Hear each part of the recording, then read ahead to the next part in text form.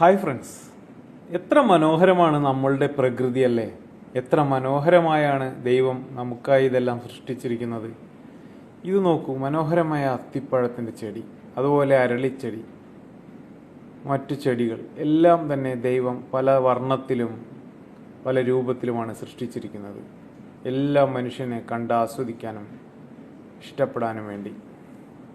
So enjoy the life as you can.